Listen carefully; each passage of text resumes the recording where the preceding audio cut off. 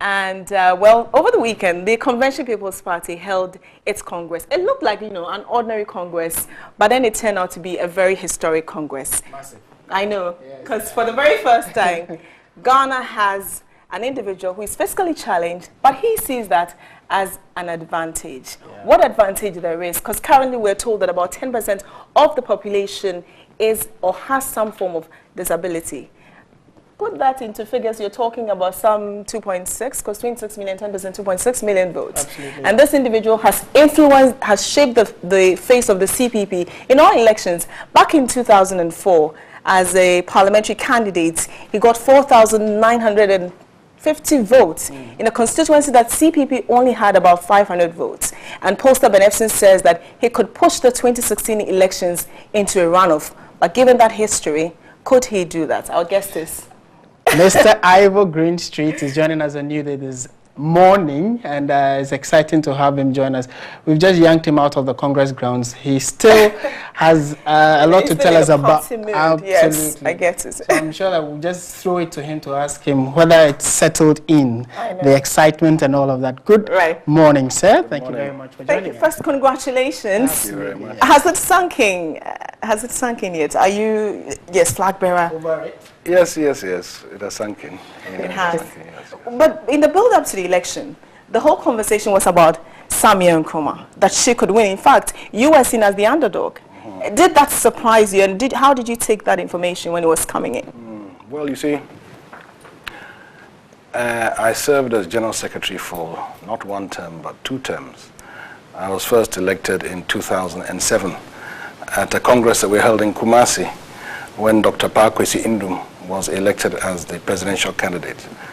And then I was then elected again at the Congress to elect national executives in 2011, which was also held at Trade Fair site. And I was the only national officer to be retained, and then campaigned with Dr. Sakara as the candidate. That alone should tell you that I know the field, and I'm in close touch with my rank and file. So the entire campaign that we ran was a covert campaign, purposely developed as a quiet campaign, because when you are contesting for a position like this, it is the delegates of the CPP who are coming to vote. Currently, we have not been able to expand our electoral college down to the polling station level. So what we have is 9 delegates from each of the 275 constituencies who come to vote, apart from the regional executives and those at the national. And so those delegates do not tend to be influenced by what they hear on the radio or on the TV or what they read in the newspapers. They have their own idea of who are the key people that they have maybe faith in within the party. And so it was more of a one-on-one campaign with those very people who come to vote, is what we chose to do, rather than a media, campaign. So you say it was covert, yes, one-on-one. What was the message? What did you tell them to convince them that you were better candidates than your other 3? Well, what we tend to do is not so much dwell on those who we are contesting, but rather to expand on our positive points. And so what we would tell them is that, number one, when I contested as secretary in 2007, there were a number of different camps. At that time, you had the camps for Dr. Osafo, camps for Bright Akwete, camps for Professor Akosa, camps for Dr. Indum. And at that time, we had a joint congress to elect the flag bearer and the national executives. And each of those persons contesting as presidential candidate had a chosen general secretary who they were running with. None of them, yet I was not in any camp.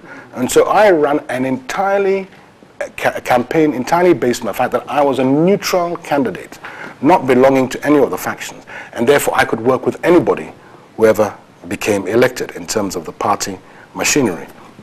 And it's a very key thing for the rank and file, that capacity for neutrality, that capacity to work with anybody, and that capacity to bring people together. Because you have seen of recent date the factions and divisions within the party during the Dr. Indum's time, and now, recent past with Dr. Sakara. And so they want someone who they believe can unify the different elements in the party and bring them together. And so that was the first key message that we were giving the delegates as we went to go and speak to them. Okay. And then in our... Yeah, no, go ahead, finish. So in our interactions with them, it is more of, should I say, a discussion-based form of campaign, okay? Because we then go on to talk about how do we get votes, okay? Because that's another thing they look for in a presidential candidate. And they refer to the fact that, okay, Green, when you speak, to national issues, we believe that Ghanaians, resonate with you.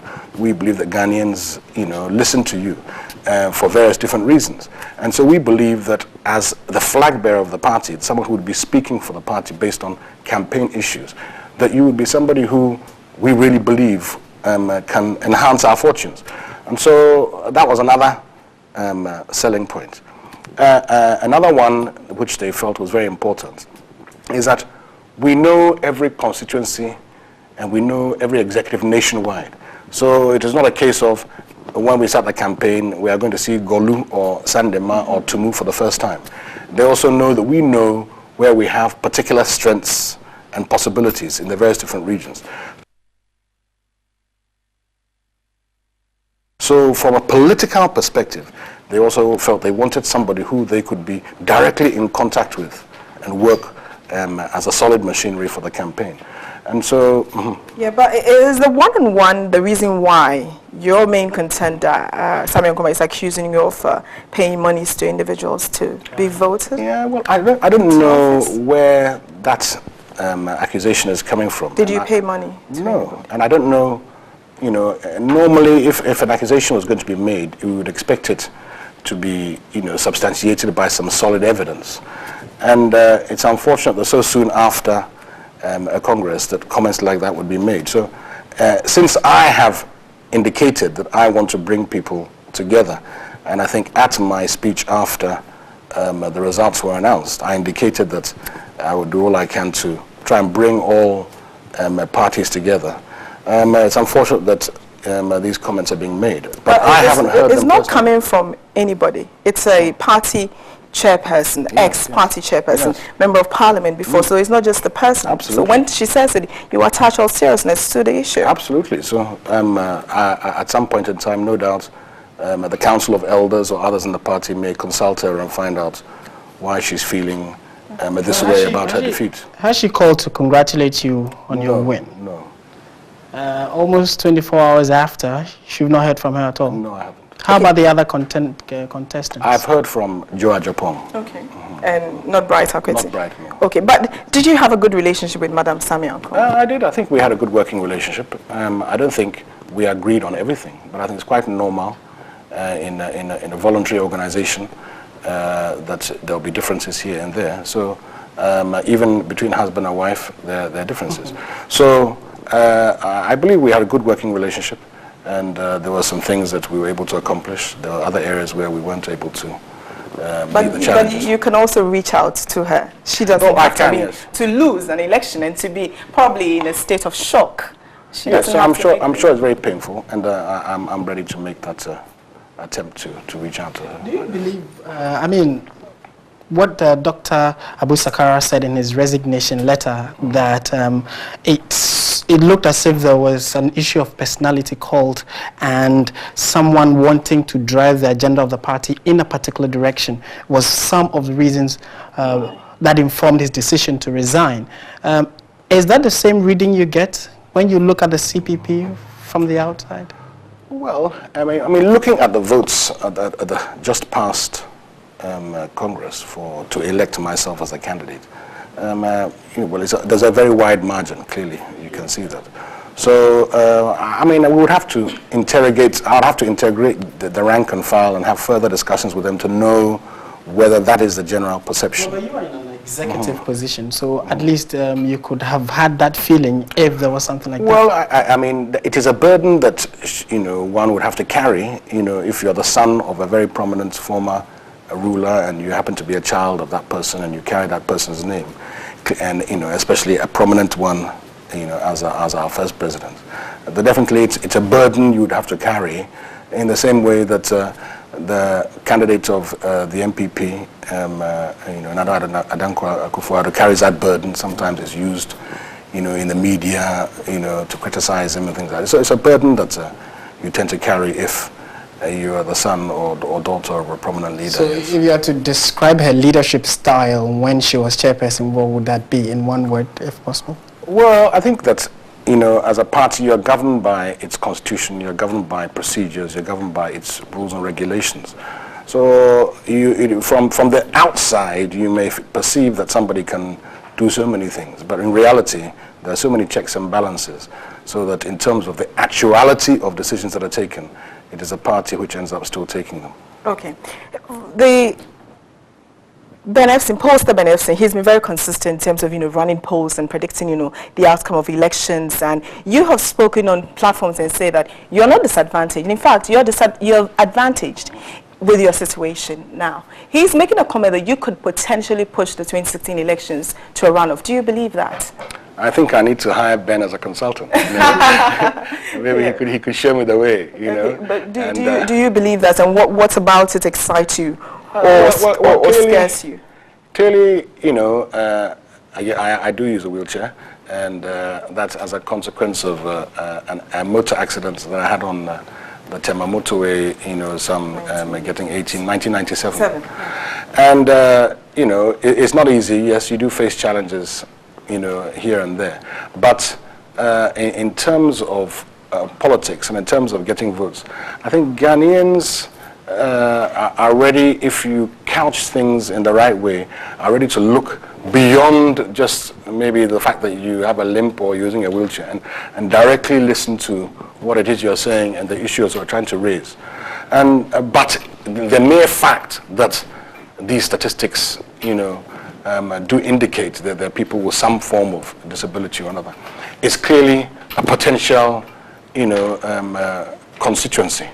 And if the numbers are as he says they are, then clearly one would have to work hard to try and, But what do you believe? Because I had indicated that, in 2004, with the Ayawasi constituency, you had to eventually withdraw because, of the alliance with the New Patriotic Party and the like, and you had over 4,900 votes, a place that CPP consistently had about 500 votes. So as an individual, there seems to be some sort of charisma that you carry. Don't you believe in that, or you think that the politics of the time has changed? Oh, I believe that, Ghanaians are frustrated. I believe that Ghanaians are searching for, a leader, or they're looking for something different. At the moment, what they are presented with tends to be, either the NDC or the MPP. But I believe that I have the capacity to try and really raise issues to a certain level that they will be prepared to think very hard about how they're going to go about exercising their franchise when they go into the ballot box. And there are a number of things that we're going to come up with, which are grassroots orientated, which really will appeal to the hearts and minds of Ghanaians, not in a normal way, and maybe not in a normal big media way, but in a way where they recognize that it touches their daily lives.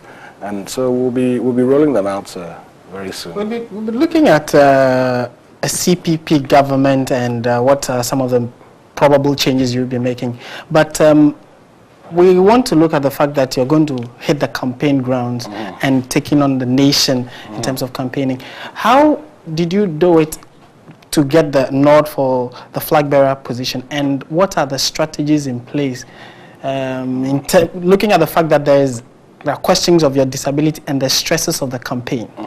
How? Well, surprisingly, we're very energetic and very determined, so we don't have a problem. So on our campaign, I think we left, if I remember, Accra at dawn on the 27th of December.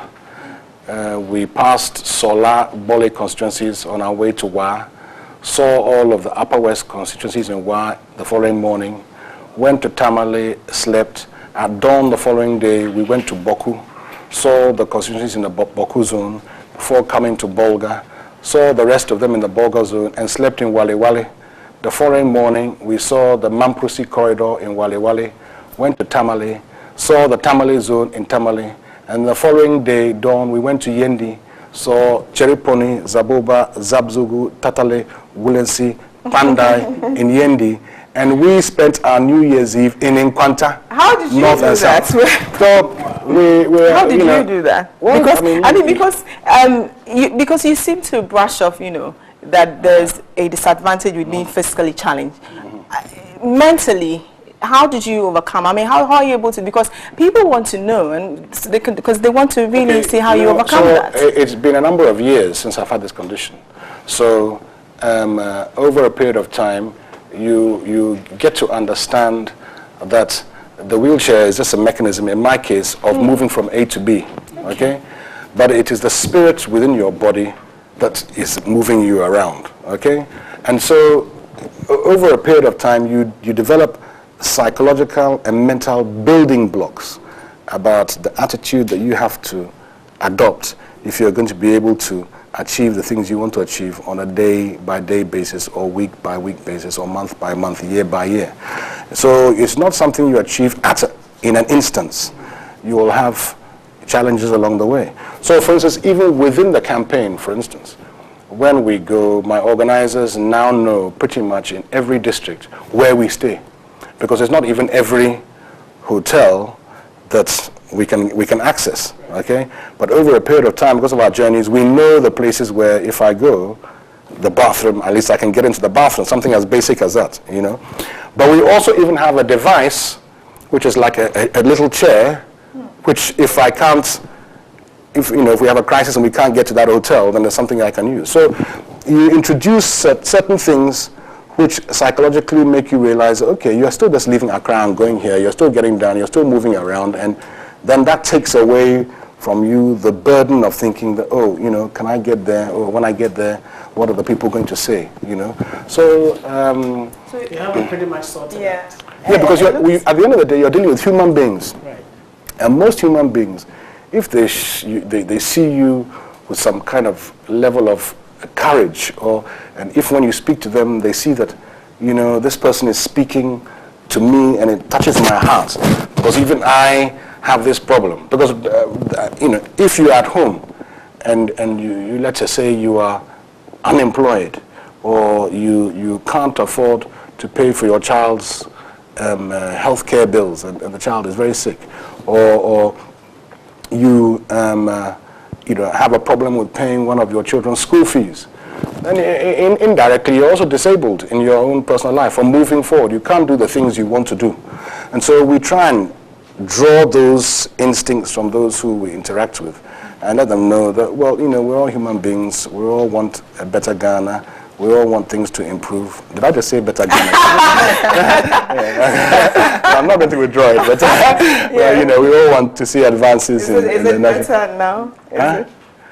Oh well, we all want it. I mean, whoever is there, we all are citizens who would wish to benefit from the improvements. Yeah. And you were on that platform. We'll get to the thing what you said when you climbed the NDC platform. But what do you think is the biggest challenge for you, since you are part of the privileged few? Yes. And what do you think is the biggest challenge for people living with disability in Ghana, beyond the fiscal structures that aren't friendly, aren't disability friendly? What do you think is the other biggest challenge they grapple with? Access to an equal opportunity in terms of access to employment, and opportunity to, attend certain tertiary institutions, and equal opportunity in terms of how they are treated by their fellow citizens, because we would all wish that everybody be treated in the same way, with kindness and, with respect, and sometimes, they are not treated well, sometimes they are marginalized, sometimes they are, treated poorly. So,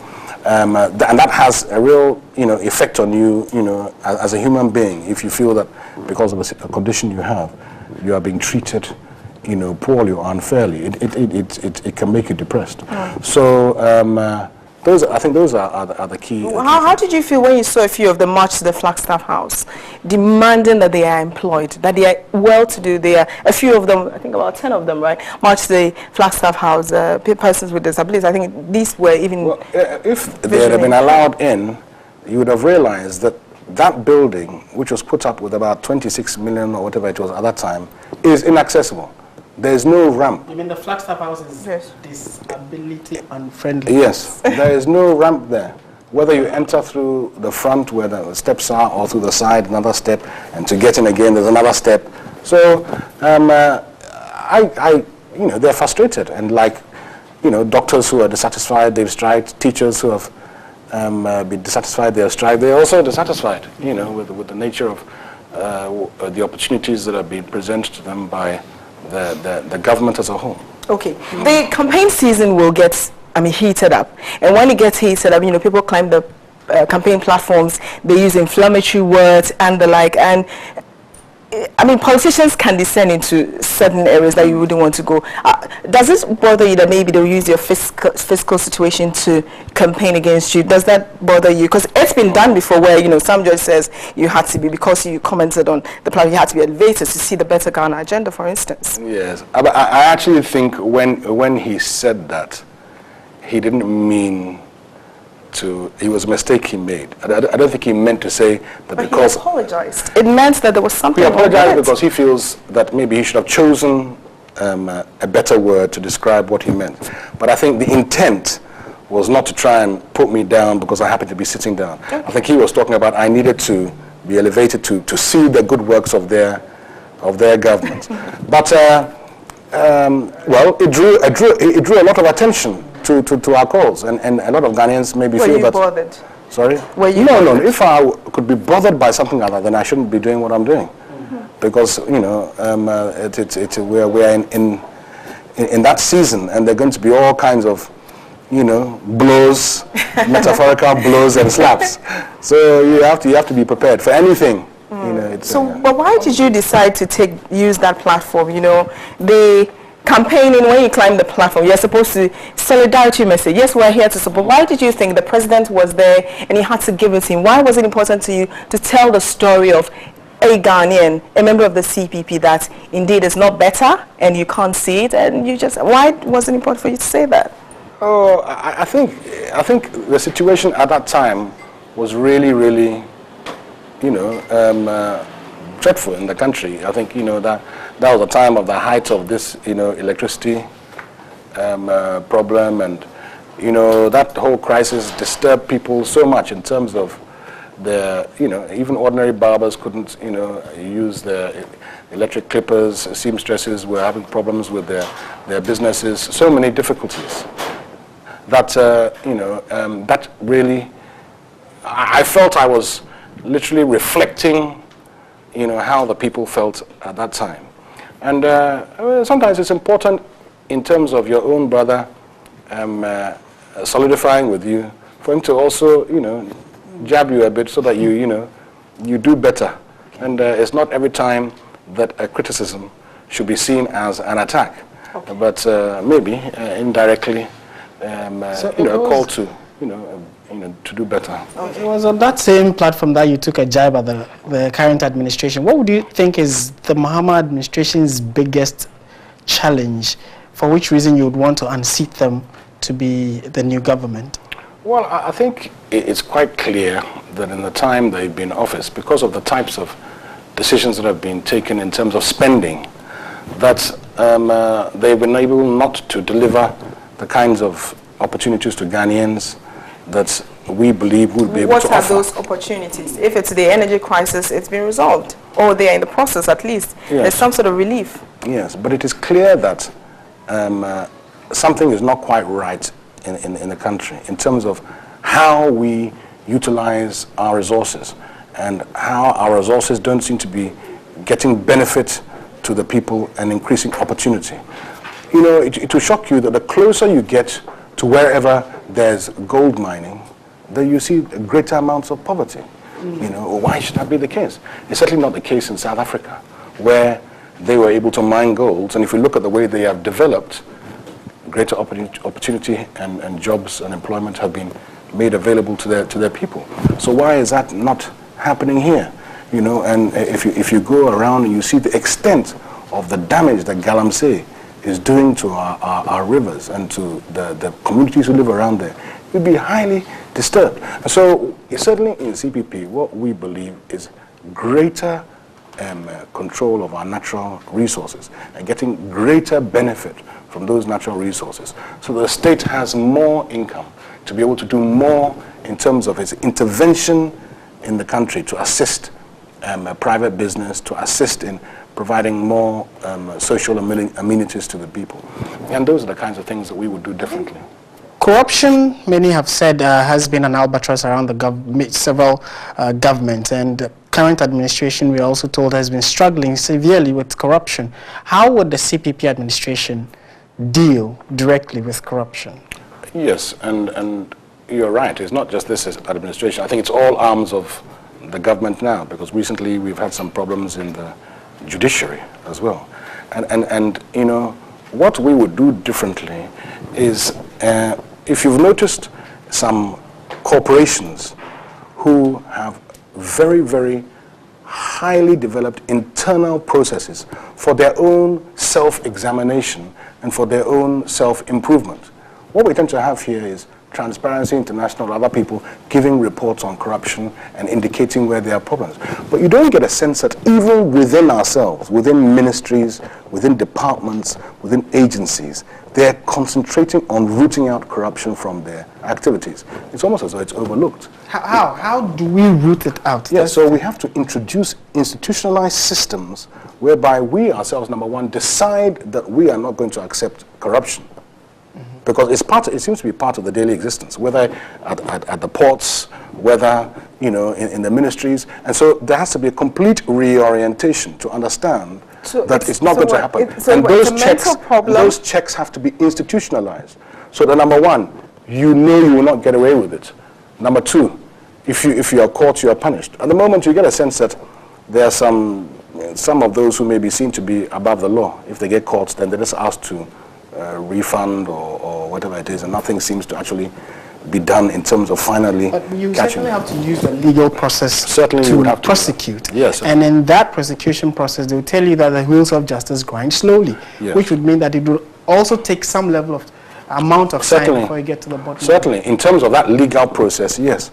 But I'm talking about internal processes within institutions that already exist, whereby we develop systems to prevent it happening and to make sure that those who are working there don't see it even as avenues of money making because they happen to be located in those areas. Make it unattractive. Absolutely. I mean, you talk about orientation, that corruption, that it's institutionalized. I mean, wherever you go, you park your car, you're reversing, the security man expects you to give him money. You go to, somebody does, you know, favor, sometimes they don't even ask, you do it. It's all part of it. So how are you going to tipping?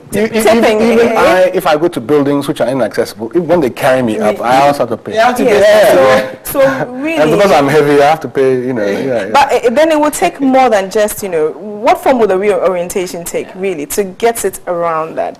It is just not right to encourage it, because that's what breeds corruption. But I think you realize that when these recent discussions came up about the National Development Plan that they're working on, that one of the big things was attitudinal change. And actually, if there isn't an attitudinal change, all these things we're talking about will... Then it's not a government problem. Well, government has to lead, you see. They are the ones in control. They are the ones who have to lead. So if you see a government in power whereby you can see, not just by their actions, but by everything they do, that there's this new wind of really, not just for window dressing, but in reality, checking corruption and dealing with it, then I think you'll get to see that everybody will also follow in that direction. And it won't change it totally. I mean, there's no country in the world where you're not going to have issues. But we're talking about at least incremental change, or beginning that journey, so that at least it's 5% better, or 10% better, or 20% better, over a period of time. You know, because you have to be realistic about how you'd go about it.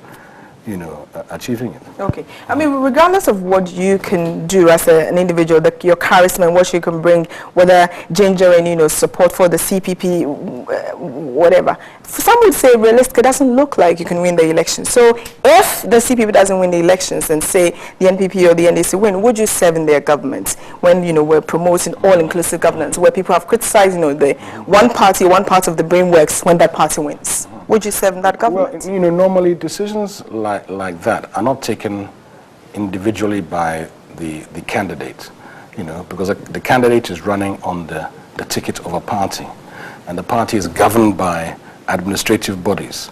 And for something as huge as a decision like this, the party would have to sit down and look at the particular situation that existed at that time and make a determination in terms of what is in the best interest of the party. And I don't think the party would ever consider something like that unless it was based on ideas and based on agreement on solutions, that the CPP felt were important in different sectors, based on it permeating right down to the grassroots level, to the district level. But so is there a likelihood, I mean, given your history, that indeed at some point in time you had decided to partner the NPP? Well, I think the partnership that came with the NPP, well, initially we had one in 1996. That time it was not CPP, it was called Great Alliance at that time. Yes. And during that alliance, it was the PCP candidate that was vice to Kufuor at that time. But in the end, the NPP at that time betrayed the alliance. And so the key number of constituencies where the PCP at that time were to have parliamentary candidates, all of a sudden at the end the NPP filed contestants in all those areas. So it evaporated. And in 2000, when due to the runoff, that is when there's some key persons obtained positions in the then Kufuor government. That was Dr. Indum and Freddie Blade, I think Deputy Speaker Kojoama. It was not something that ended up being ideas based or based on what the party felt needed to be achieved, in that particular government. So if such a scenario were to occur again, I'm sure the party would look at it very carefully and with a really, really critical eye, because there's a perception that once you enter into an arrangement like that, then it weakens your party afterwards, because people say you are aligned with whoever you decide to do into that arrangement with. But at the end of the day, let me just push it just a little bit. But given that the NDC says they are social democrats and some, the NPP seen as a capitalist sort of party, which one are you more aligned in terms of your party ideals? Not the one that your partner, because you've told me already that indeed you would have to consult, look at the party structures and the like. But which one are you more aligned? You see, at the end of the day, parties may have names, but it is what they do and what they try and achieve and what they end up believing in by their actions which will drive your decision making. For instance, you may say that MPP is capitalist, yes, but during the Kufuor time, I think they were very proactive in introducing LEAP. I think they introduced this capitation grant. I think they were the ones who introduced free school feeding program. So there are a number of social interventions which they introduced, but those were not even in their manifesto. There were things that later, I think, through maybe access to some international funding and they added it to their bow, because really they came in on the basis of golden age of business. But the golden age of business ended up being a golden age of business for a clique, not for the people of Ghana. And in CPP, we're interested in the golden age of opportunity for all Ghanaians, based on our ideas about how that can be achieved.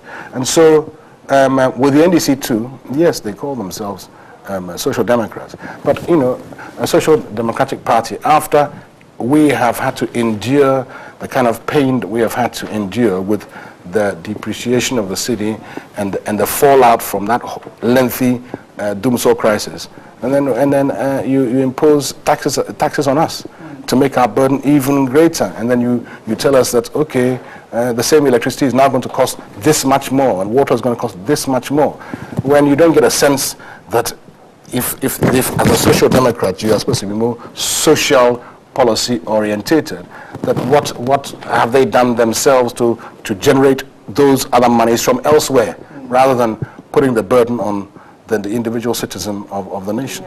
So, you know, the party would have to look at all these things and make a determination as to what it was in its best interest moving forward. Considering the fact that we have been told that there is a possibility that the CPP could move this year's election into a runoff, and the fact that the CPP may not be able to do that alone, you know, remember there were talks of a probable merger between two major Nkrumahist parties. Is that ever going to be a possibility? I like the way you use it ever. You know, you don't have confidence. Because, because it's a Georgia thing. It's been back and forth. And then now we know CPP has a flag bearer, the PNC has a flag bearer. You guys are arguing about which logo or part, which symbol should be used and all of that. Would it ever materialize? Well, you know, I think that we all know how there's this perception that we're a divided front. And it's clear that PNC's fortunes have also waned. And they are now down to also only one seat in Parliament. And I believe that seat is now being heavily contested by the NDC. So they're in danger. You know, CPP finished the last election without a seat at all. We only won that seat in Kumbungu at a by-election. And if you remember, at that by-election, the MPP, because of the court case at that time, boycotted the election. And we won. Now, is our candidate there now that they are NDC contesting and MPP contesting? What are our chances of retaining that sole seat? So clearly you can see that there would be advantages to coming together, especially as we are both saying that we come from the same root. But, you know, merging two institutions and organizing two institutions, which, as you say, has taken some time to occur, is never an easy thing. And it requires the individuals within it to want to do it. And if they want to do it, then it can work. And I believe, yes, I would definitely do it. All right. And I've been working with Bernard. Oh. You know, Bernard Chairman, he's chairman now. Chairman. Who knows? He could probably be flag bearer. Then we were both generals. Generals. So he's gone from general to chairman. Now I've gone from general to presidential candidate. What's your relationship like with Dr. Papoke Sindu? Very good, very good. Do you think people who have left the party will come back? Well, I think of recent date, I heard, you know, little bits of information. Directly with you as the flag bearer? I'm known to be somebody who is a person who looks at the larger picture rather than, you know, Green and his own little ideas about what should happen. So I think it's all about reducing the ego, you know, kind of dismantling the pride, everybody ceding a bit of ground and looking about the larger picture for Ghanaians so that we show them that we are not a group of individuals serving our own self-interest, but rather we are in political activity to serve Ghanaians. And I think they look at things very carefully. And when they see you sacrificing, they realize, okay, these people are serious. Why don't we also... You're told that you're considering Nana Akunedo Adman-Rawlings as your running mate. Wow! Yeah, I hadn't heard that. But I think... if anything at all, I should be her running mate because Nana Akunedo has been a servant to this nation for so many years. As First Lady and elsewhere, she did so many things that I think she should be well recognized for and appreciated for. And she's a highly articulate and an intelligent individual. So I think if it would happen, it should be the other way around. But I don't think my party will agree to that. Dr. Abu Sakara? Well, you know, Doc is a highly respected and intelligent man and a great CPP person. I think that a lot of the things that were talked about at recent date were maybe due to some internal issues. So now that this is a situation that exists now, let's take a look at it again and see whether he will also not, you know, take a second look at things. Once again, not in the interest necessarily of Abu Sakara, but in the interest of Ghana. And but you will reach out to him to come back to the party? Most definitely, yes. Have you spoken to him already? I have. What's his body language? What are you picking very from? Very positive. You know, but he's somebody who looks at things carefully and in a you know, a considered way. So I'm sure he will look at the new dynamics in a careful and considered way, and hopefully take a decision that, as I said, is about Ghana and not about... He won the last. Had he been in the race, would you have won? Oh, it would be tough because the votes would have divided. Yeah, you see? Because, you know, one reason why we knew that the chances were very strong is that at the Sunyani Congress, there were 3 contestants for General Secretary. the one who won, that is Niama, my brother Akonfra, and then the two other persons. One is Kabila and one is Kosi Dede. Okay? So, but if you combine the votes of Kabila and Kosi Dede, it is far more than Niama Akonfra's votes. Okay? And, you know, that division which existed at that Congress, because of Dr. Sakara's absence from this race, did not exist at the trade fair site yesterday. And that is why I believe the ingredients were there for the green soup to be cooked. Yes. Thank you very much, Mr. Ivor Greenstreet. Congratulations once again. Right, and so we've been talking to the flag bearer of the Convention People's Party, No shaking, no shaking. Mr. Ivor Greenstreet, as he goes into 2016 elections, and he's already psyched up. He doesn't see his condition as any disadvantage. In fact, he sees it as an advantage. Oh, we understand you have a special wheelchair. Is that true? That makes it what? Yes. Yeah, How does it? Oh, it's not this. You have another one. Yes. How expensive are That's those? the one we used yesterday. Oh, that's the one you used it. Oh, how expensive are We'll those? get another one for the campaign. No, but Maybe how that one will expensive take are off. How expensive are those? They're quite costly. Quite costly. They don't make them here. You have to get them from special locations. Yeah. Okay. All right. Thank you. So, you know, I'm looking for contributors to this, my flying chairs. Okay. That one is very That expensive. won't fly. So, No, I can imagine too. prepare. So that you can go to all the I tell you, villages. I tell you. Thank you so much for Pleasure. talking to us here Thank you very on much once NewDay. again. Thank you very much. Take Right. care. Well, remember, he's not the first. Yeah. You know, the Dr. Franklin Roosevelt, American president. Yes. Also had some form of disability, and he was elected 4 times. So it's, well, like Ben Epson is saying, it is possible. All right, so stay with NewDay. There is more to come. Stay with us.